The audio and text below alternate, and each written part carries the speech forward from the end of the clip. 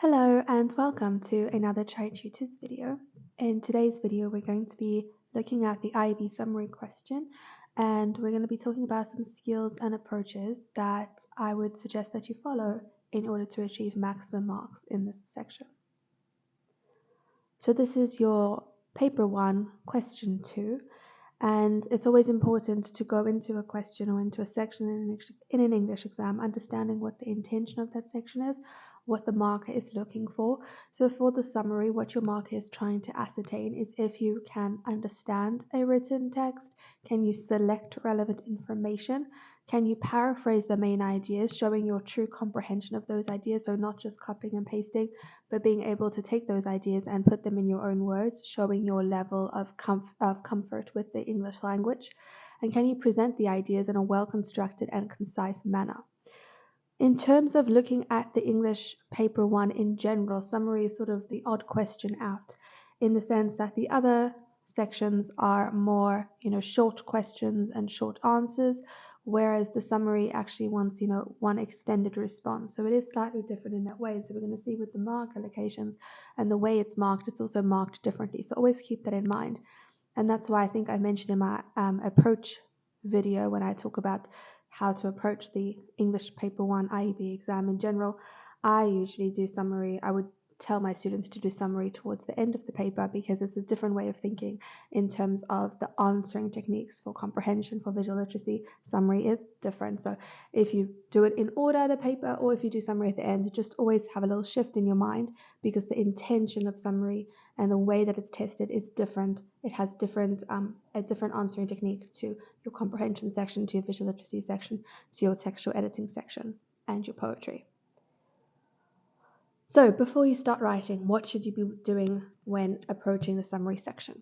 So firstly, you need to read the instructions carefully. Note the details such as the format and the word count. So usually the word count is the same, 90 words, but make sure you have just had a look and you are on track with that. The next thing is that format. That's so important, and that trips a lot of people up. Because the summary, they can ask you to write a speech, they could ask you to write a newspaper article, they could ask you to write a write-up for a newsletter, and people get confused with that. They may even ask to write a letter, and you start doing a whole transactional piece. That is not the idea at all. So this is not a piece of transactional writing. They're just giving you that format so that you understand the intention, so that if it's a speech, you know that you need to be speaking to a particular audience directly. If it's a newsletter in your school newspaper, then you know who's reading this. Well, parents are reading this and students are reading this, so you need to appeal to both of them.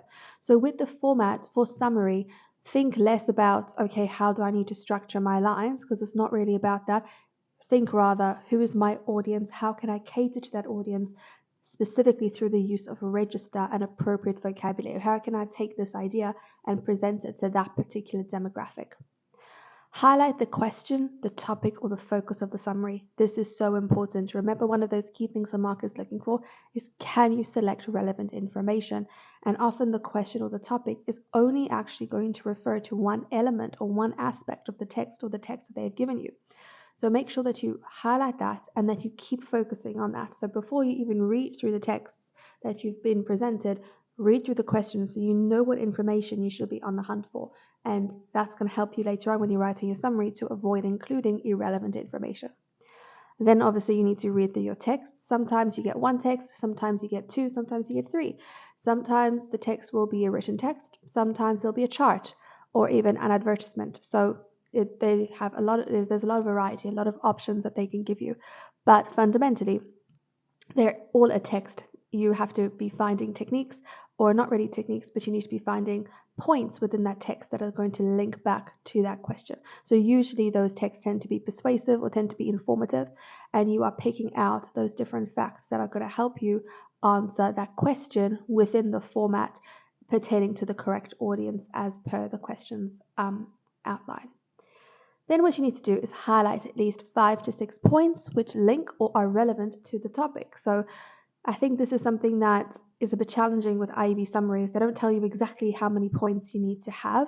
My recommendation is try to find at least 5 points because you do have 90 words. So you do have about 7 sentences to work with, maybe 8 sentences.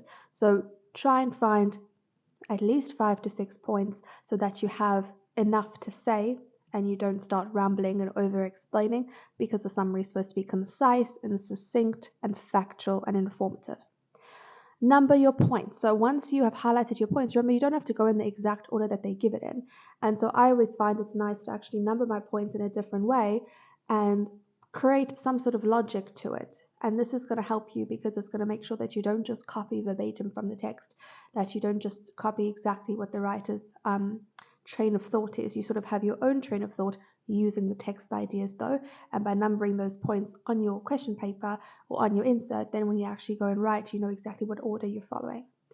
Ensure that you have highlighted point in each text provided. This is crucial for intertextual summaries. If they give you 2 or more texts, make sure that you have a point that could only refer to one of the texts. So if you have, for example, usually you have like text A, which is written, which has a whole bunch of information, and text B, which is perhaps a chart, and maybe there's some shared information, make sure for text B you have at least one point that is unique to text B so that your marker can see for sure that you have looked at both of the texts and you've analyzed them both and you've integrated both of them to create your summary.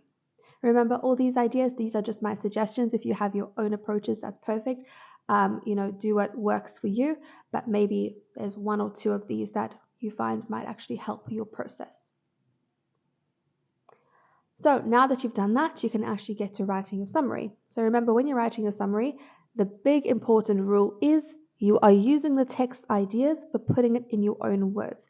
Do not come up with your own ideas. That is not the purpose. That is not the function of the summary at all. Leave your own ideas for transaction writing in paper 2. For summary, it's the text ideas, own words. You should leave out examples, names, statistics, and quotes that aren't going to serve your material. We don't have enough space to be putting in all those supporting details. We need to be focusing on the main ideas. Avoid repetition and long turns of phrase. Use your own words as far as possible. Paraphrase. Use synonyms. Sentence construction, organization. You can flip it around. If it's an active sentence, maybe make a passive sentence. If there's a whole bunch of adjectives, you use a synonym and don't use 3 adjectives, rather use 1. So be really clever about your wording and try and use your own words. I know sometimes you can't write like the word technology. It's very difficult to change up that word. But perhaps you can think about different adjectives to use, or use the word technology, but reconstruct the sentence around it. So if we have a look at the mark allocation now, this is just the first page of it because we are obviously not aiming to get in the second page. We're not aiming to get 5.5 and under. But if we have a look over here, it says global marking, giving credit for concise and coherent sentences expressed in the candidate's own words. So that's the general thing that markers are going to be looking for. They're going to be looking for, have you actually taken the information? Have you made it concise? So is it short but still relevant? And is it coherent? And this is really important. And this is what I was saying about summary being different to the other sections in the English paper 1, because other English sections in English paper 1, we're not really focusing on your sentence construction. We're focusing on the facts and your answering technique and how you've actually answered all aspects of the question.